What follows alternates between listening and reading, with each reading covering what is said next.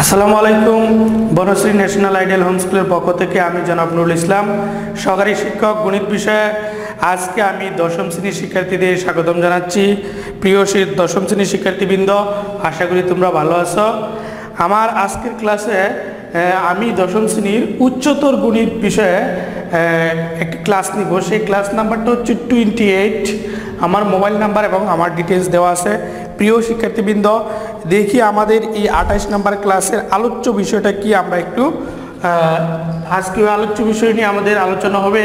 আলোচ্য বিষয় হচ্ছে অধ্যায় 8.3, 11 ক খ এবং 13 এইটার ক খ, এই দুইটা করে আমি 4টা অঙ্ক আমি আপনাদের আজকে এখানে করাবো। প্রিয় শিক্ষার্থীবৃন্দ, এই অধ্যায়টা আপনাদের অনেকেরই কোয়াড্রেন্ট অথবা চতুর্ভাগ সম্পর্কে ধারণা আছে।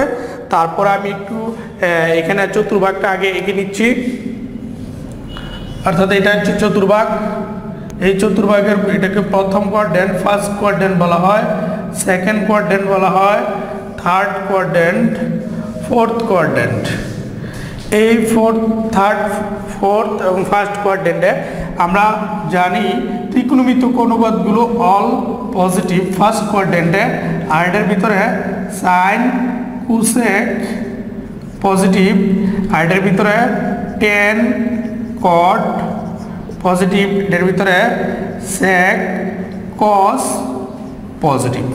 আমরা জানি এই অনুপাতগুলো ফার্স্ট কোয়াড্রেন্ট ব্যতীত অন্য কোনো কোয়াড্রেন্টে যদি একটা আরেকটা প্রবেশ করে, একটা অনুপাত যদি এর নিজের চতুর্ভাগ ব্যতীত অন্য কোনো চতুর্ভাগে প্রবেশ করে, তখন সেটা কী হয়ে যায়? নেগেটিভ হয়ে যায়। এই বিষয়ে আমাদের আগে অনেক জানা আছে। আমরা ইতিপূর্বে যে ক্লাসগুলো করেছি সেই ক্লাসে এগুলোর ব্যাখ্যা বিবরণ আছে। প্রিয় শিক্ষার্থীবৃন্দ, আমরা চলে যাচ্ছি 11 নম্বর অঙ্কের। 11 নম্বর অঙ্কে বলছে প্রদত্ত শর্ত পূরণ করে আলফা এর মান নির্ণয় করো। তার ভিতরে আমি ক নম্বর অঙ্কটা আমি তুলছি। ক নম্বরে বলেছে কি 11 ক বলেছে কট আলফা ইকুয়াল -√3, এবং এখানে একটা সীমা দেওয়া আছে 3π/2 আলফা লেস দেন 2π। এখানে আলফার মানটা বলে দিছে কি, শর্তের মধ্যে আলফার মানটা বলে দিছে 3π/2 থেকে বড় কিন্তু 2π থেকে ছোট। আর এখানে দিয়ে দিছে কট আলফা ইকুয়াল টু -√3। প্রিয় শিক্ষার্থীবৃন্দ, তাহলে আমরা এটা কিভাবে অঙ্কটা সলিউশন করব আমরা সেখানে যাচ্ছি। আমরা প্রথমে লিখব, যেহেতু সলিউশনে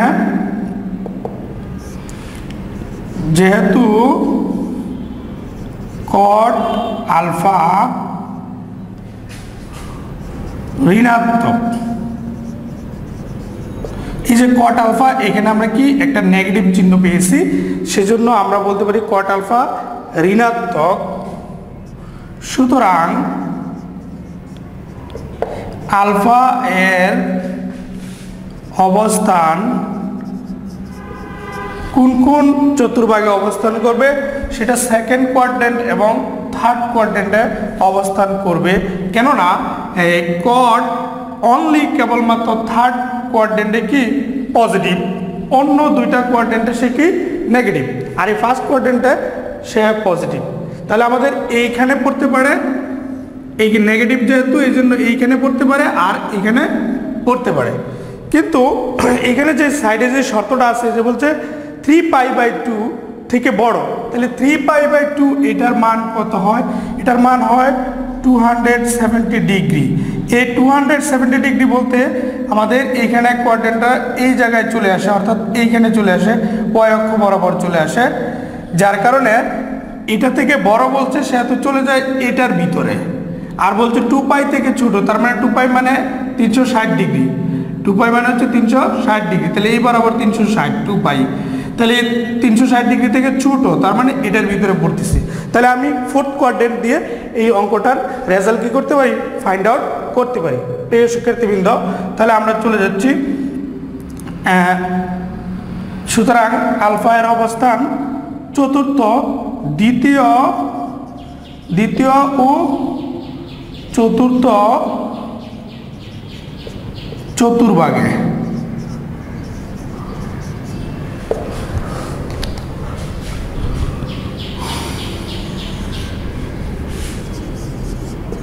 থাকে। দ্বিতীয় চতুর্ভাগটা আমরা এড়িয়ে যাচ্ছি। কেন এড়িয়ে যাচ্ছি? কারণ আমাদের এখানে যেই লিমিটটা আছে, অর্থাৎ যেই লিমিটটা এখানে দেওয়া আছে, সীমাটা দেওয়া আছে, সেই সীমাটা আমাকে চতুর্থ কোয়াড্রেন্টে নিয়ে যাচ্ছে। সেজন্য আমরা দ্বিতীয় কোয়াড্রেন্টটা কি করব না, এখানে ইউজ করব না। তাহলে দ্বিতীয় কোয়াড্রেন্ট বাদ। তাহলে চতুর্থ কোয়াড্রেন্ট দিয়ে আমরা কি করব, প্রত্যাশিত মান বের করতে পারবো ইনশাল্লাহ। তাহলে আমি চতুর্থ কোয়াড্রেন্টের বিষয়টা দেখতেছি। Cot alpha equal minus root 3।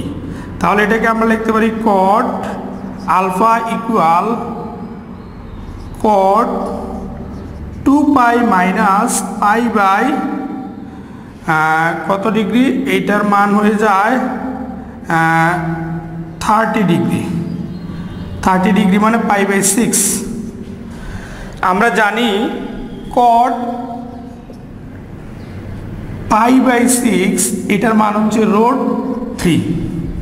তাহলে এখন বলছে মাইনাস রুট 3, যেহেতু মাইনাস রুট 3 সেহেতু আমরা এখানে 2 পাই থেকে আমরা যদি কোয়াড্রেন্ট ঘুরাই, চতুর্ভাগে ঘুরাই, তাহলে বলছে যে কট 2 পাই মাইনাস সামথিং। তার মানে কোয়াড্রেন্টটা কী করবে, সে এইখানে এসে ঘুরে এই জায়গায় এসে সে কী করে আবার এটার ভিতরে বেক করবে। বেক করবে কত, মাইনাস পাই বাই 6 পরিমাণ, অর্থাৎ মাইনাস পাই বাই 6 পরিমাণ কোণ বেক করছে। বেক করার ফলে আমাদের এটা হয়েছে। এখন আমি যদি এটাকে কোয়াড্রেন্ট ঘুরাই তাহলে হয়ে যাবে কি এটা হয়ে যাবে মাইনাস কট পাই বাই 6। এই যে minus cot pi by 6, that means minus root 3। তাহলে মাইনাস রুট 3কে আমরা এটা লিখতে পারি। তাহলে এখন আমরা এইটা যেহেতু লিখতে পারি, তাহলে আমাদের দুই পাশ থেকে কট কট চলে যাবে, থাকবে শুধু এই পাশে আলফা, আর এই পাশে থাকবে কত 2 পাই মাইনাস পাই বাই 6, বা আলফা ইকুয়াল আসবে কত 12 পাই মাইনাস পাই। তার মানে আলফা ইকুয়াল আসছে কত 11 পাই বাই 6, যে মানটা এই প্রত্যাশিত মানের ভিতরে পড়ে, অর্থাৎ যা 3 pi by 2 less alpha less 2 pi এর মধ্যে বিদ্যমান। সুতরাং আলফা এর সম্ভাব্য মান কত 11 পাই বাই 6। প্রিয় শিক্ষার্থীবৃন্দ, আশা করি আপনারা এই ক নম্বর অঙ্কটা বুঝতে পেরেছেন। আমি চলে যাচ্ছি 11 খ নম্বর অঙ্কটায়। এইবার 11 খ আমাদের দিকে কি বলেছে, এই বিষয়গুলো আপনাদের জানা আছে, তারপর আমি এঁকে দিলাম 11 খ। 11 খ নম্বর প্রশ্নটা কি বলেছে আমরা একটু লিখি। বলছে cos alpha is equal to minus half. Cos alpha equal minus half. এখানে আমাদের সীমাটা দিয়ে দিছে কত পাই বাই 2 থেকে বড় আলফা এর মান, কিন্তু 3 পাই বাই 2 থেকে ছোট। শিক্ষার্থীবৃন্দ, আমরা আসলে এখন আমরা দেখব কজ আলফা আসলে মাইনাস নেগেটিভ। তাহলে কজ আলফা কোথায়, কজ তো এটার ভিতরে পজিটিভ, এটার ভিতরে পজিটিভ, বাকি এই ঘর আর এই ঘর, এই দুই ঘরেই সে কি নেগেটিভ। কজ এখানেও নেগেটিভ, এখানেও নেগেটিভ। এখন আমি দেখব কি এই দুই ঘরের আমাদের যে সীমা দেওয়া আছে আসলে এই দুই ঘরের ভিতরে পড়ে কিনা। হ্যাঁ, এখন আমরা দেখতেছি এখানে pi by 2, that means 90 degree. তাহলে 90 ডিগ্রি বলতে এইখান থেকে এই জায়গায়, তারপর সে কী করতেছে কোয়াড্রেন্ট ঘুরে সে কী করতেছে এই 90 ডিগ্রি থেকে বড়, তাহলে কোয়াড্রেন্ট ঘুরে সে এদিকে আসতেছে, 90 ডিগ্রি থেকে বড়, তার মানে এদিকে আসতেছে, এবং আইসা কী করতেছে 200, এখানে হচ্ছে 270 ডিগ্রি, অর্থাৎ 3 পাই বাই 2, এই জায়গা হচ্ছে 3 পাই বাই 2, আর এই হচ্ছে পাই বাই 2। তাহলে এ 3 পাই বাই 2 থেকে ছোটো, তার মানে এটার ভিতরে পড়তেছে। সে কী করতেছে এইখান থেকে এসে এটার ভিতরে পড়তেছে, তার মানে এই দুইটা ঘরের ভিতরে কি তার অবস্থান হতে পারে। সেজন্য আমরা এই 2 ঘরেই কি করব, এখানে এই লিমিট অনুযায়ী অর্থাৎ সীমা অনুযায়ী 2 ঘরে 2টা মান আমরা এখানে বের করতে পারবো। শিক্ষার্থীবৃন্দ চলে যাচ্ছি আমরা এটার মান নির্ণয়। আমরা দেখি এখানেও লিখবো যেহেতু cos আলফা ঋণাত্মক, সুতরাং থিটা এর ও আলফা এর মান দ্বিতীয় ও তৃতীয় চতুর্ভাগে পড়ে।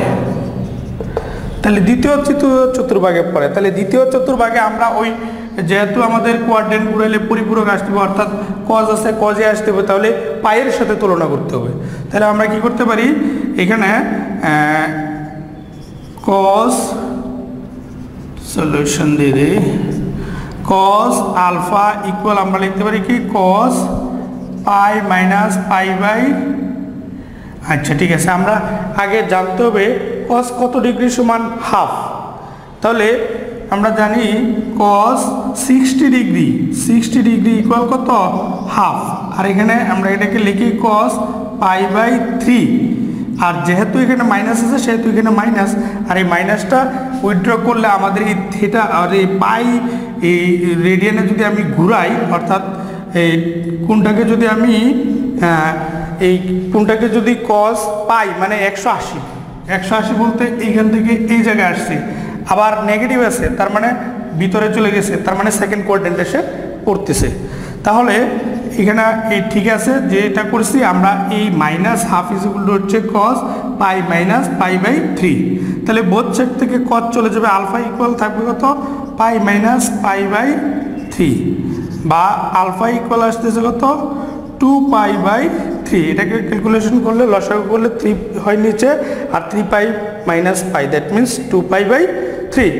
আবার এবার এটা আমরা পেয়েছি দ্বিতীয় কোয়াড্রেন্টে, এখানে আমরা লিখে দিব দ্বিতীয় চতুর্ভাগে।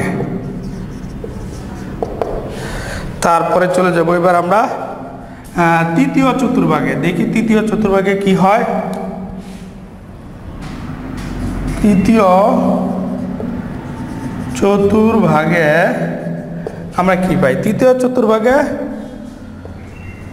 cos আলফা ইকুয়াল cos, আমাদের এটা হয়ে যাবে এখানে দিই মাইনাস হাফই দিই, বা cos আলফা ইকুয়াল হয়ে যাবে cos, তৃতীয় চতুর্ভাগে গেলে পাই প্লাস পাই বাই 3 হয়ে যাবে। আমি তৃতীয় চতুর্ভাগে ঢুকতে গেলে দেখেন এইখান থেকে এই মানে 180 পাই গেলাম, তারপরে প্লাস করে এটার ভিতরে আমরা চলে আসলাম, প্লাস করার কারণে আমি থার্ড কোয়াড্রেন্টে পৌঁছে গেছি। উভয় পাশ থেকে কজ চলে যাবে, তাহলে আলফা ইকুয়াল কত হবে পাই প্লাস পাই বাই 3, বা আলফা ইকুয়াল হইতেছে আমাদের 4 পাই বাই 3। আমাদের প্রত্যাশিত রেজাল্ট বেরিয়ে গেছে। সুতরাং আলফা এর সম্ভাব্য মান কি হবে 2 পাই বাই 3 এবং 4 পাই বাই 3, যে মানটা আসলে কি এই লিমিটের ভিতরে আমাদের কি বিদ্যমান আছে। দেখুন আপনি ক্যালকুলেশন করে এই মানটা এই সীমার মধ্যেই আছে। প্রিয় শিক্ষার্থীবৃন্দ, আশা করি আপনারা বুঝতে পেরেছেন।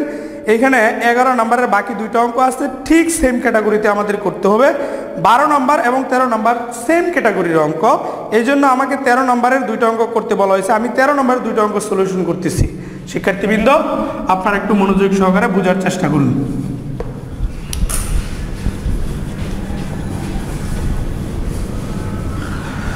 তেরো নম্বর প্রশ্নে কি বলেছে আমরা একটু দেখি। 13 নম্বরের ক 13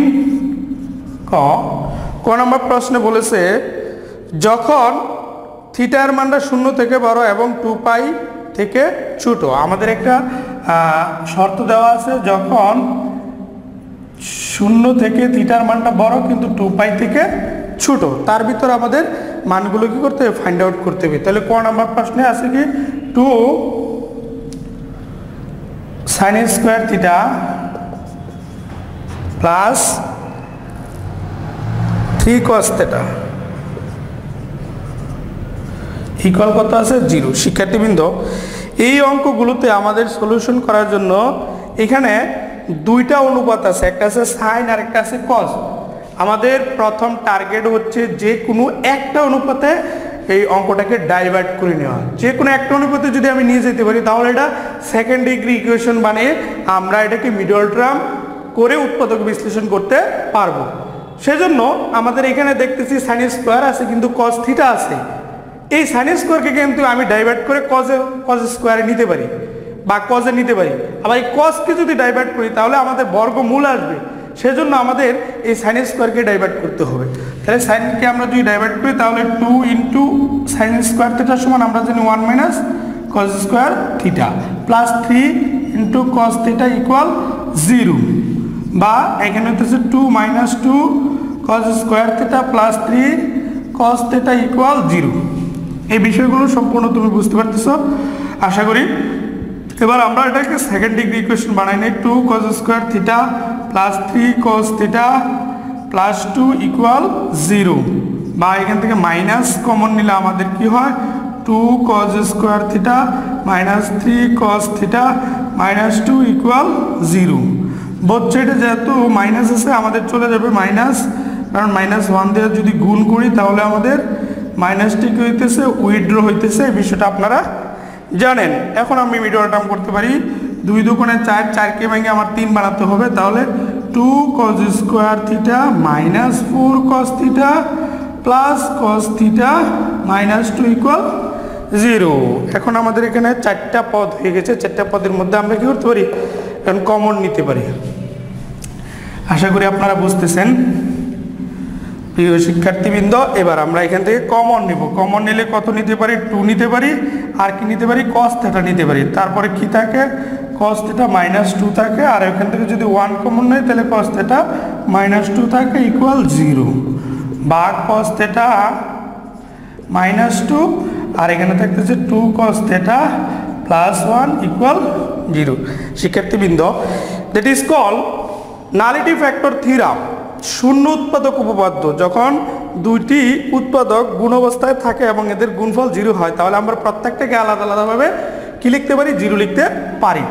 তাহলে আমরা লিখি কি এটাকে, এই জায়গায় লিখি হয় cos থিটা মাইনাস 2 ইকুয়াল 0, অথবা লিখি 2 cos থিটা প্লাস 1 ইকুয়াল 0, বা এখান থেকে cos থিটা ইকুয়াল 2 অথবা 2 cos থিটা ইকুয়াল মাইনাস 1। প্রিয় শিক্ষার্থীবৃন্দ, আমাদের এখানে একটা মান আসছে যা একটা ঝামেলার সৃষ্টি করেছে। cos theta is equal two 2, that is not the লিমিটের ভিতরে, এই সীমার ভিতরে। আর তাছাড়া একটা cos থিটার মান কখনো কি হয় না, কিন্তু এখানে আমরা লিখব কিন্তু minus 1 lesser equal cos theta lesser equal 1, অর্থাৎ এই cos থিটার মান মাইনাস 1 এর সমান অথবা মাইনাস 1 থেকে বড় হতে পারে, কিন্তু 1 এর সমান অথবা 1 এর চেয়ে ছোট হইতে হবে। কখনো কি হবে না, এইগুলো এই শর্তের বাইরে যাবে না। সুতরাং আমরা cos theta not equal to লিখে দিতে পারি, that is the satisfied condition. তাহলে এখান থেকে আমরা কি পাই, বা এখান থেকে আমরা পাইতেছি কত cos theta equal minus half. এই cos theta equal minus half এখান থেকে আমরা এই প্রয়োজনীয় শর্ত অনুসারে আমরা কি মান বের করে নিতে পারি। তাহলে এখানে বলছে যে থিটার মান 0 ডিগ্রি থেকে বড় কিন্তু 2 পাই থেকে ছোট। তাহলে 0 ডিগ্রি থেকে বড়, 2 পাই থেকে ছোট, এখানে আমরা কাজ করতে পারি। আমরা জানি cos theta is equal to এখানে কত হয় cos pi minus pi by কত হয়েছিল 60 ডিগ্রি, তার মানে 3। এই কন্ডিশনটা কেবলমাত্র মাইনাস হাফের ক্ষেত্রে ফলো করে আমরা চলে যাচ্ছি এরপরের অংশে। আরেকটা প্লাস অর্থাৎ পাই প্লাস এই দুইটা মানই হবে। সুতরাং আমরা এখানে পাচ্ছি কি, তো উভয় পাশ থেকে cos cos বেনিস, তার মানে থিটা ইকুয়াল আসতেছে আমাদের, থিটা ইকুয়াল আসতেছে এখানে 2 পাই বাই 3। তাহলে একটা মান আমরা পেয়ে গেলাম যা এই কন্ডিশনের ভিতরে আছে, অর্থাৎ 0 ডিগ্রি থেকে বড়, তার মানে 0 ডিগ্রি থেকে বড় এবং 2 পাই থেকে ছোট। তাহলে 2 পাই থেকে ছোট, তার মানে এটার ভিতরে পড়ে। তার ভিতরে cos নেগেটিভ আছে ফার্স্ট কোয়াড্রেন্ট আর সেকেন্ড কোয়াড্রেন্টে, দুই জায়গায় নেগেটিভ আছে। তাহলে ফার্স্ট কোয়াড্রেন্টের ক্ষেত্রে আমরা এটা প্রয়োগ করলাম, কারণ এটা আমরা যদি প্রয়োগ করি 180 ডিগ্রি মাইনাস 13, তার মানে এটার ভিতরে পড়তেছে। এবার আমরা থার্ড কোয়াড্রেন্টের ক্ষেত্রে, এটা আমরা সেকেন্ড কোয়াড্রেন্টের ক্ষেত্রে